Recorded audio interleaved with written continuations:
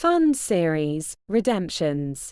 It is well established that the articles of a fund, 1, will dictate the timing and mechanics of redemptions. The articles of association, the articles, will be construed in a manner that is consistent with the fundamental rules of construction of contractual documents, i.e., what the parties intended and what accords with business common sense. Under Cayman Islands law, the issues of redemption and the payment of redemption proceeds are distinct. The essence of redemption is the surrender by the shareholder of its status as shareholder. Once a redemption takes place and shareholder status is surrendered, the redeemer becomes an unsecured creditor for the redemption proceeds.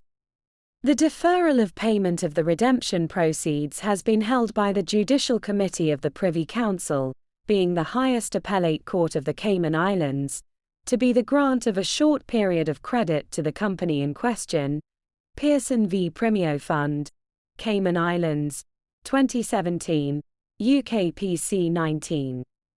Where funds face a run on redemptions, be it triggered by external global events or a loss of confidence in the underlying investment, this can lead to a terminal event as the fund tries to maintain liquidity by exiting its positions, which only leads to worse performance and greater number of redemptions, the negative feedback loop. The liquidity and value of a funder's underlying assets will inevitably dictate the level of risk associated with investor runs. The speed at which the fund manages the run, seeks professional assistance and deploys the appropriate tools available to it to manage the run will dictate the severity of the run.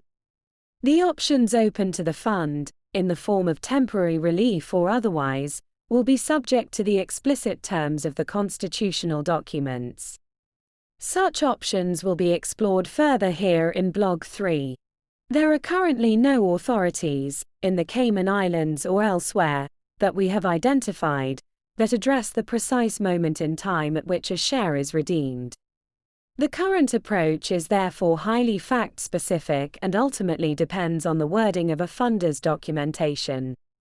Similarly, the mechanics and timing of calculation of net asset value, NAV, payment of proceeds thereafter and/or what is to happen in the interim will be determined by the funder's constitutional documents. Colross Global SPC Limited v. Strategic Turnaround Master Partnership Limited, 2010, UKPC 33. The threat of insolvency, if the underlying assets of a fund decrease in value whilst there is a parallel increase in investors seeking to redeem, is an inevitable risk.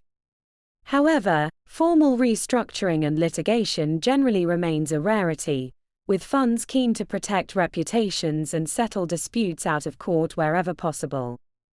In circumstances where funds are insolvent or are facing insolvency, it is important to note that the law distinguishes between investors who have redeemed pursuant to the funder's articles prior to the commencement of the liquidation, who will rank as redemption creditors behind the company as external unsecured creditors, but ahead of the company as unredeemed shareholders, and those investors who have not redeemed as at the commencement of the liquidation, who will remain an unredeemed shareholder of the fund.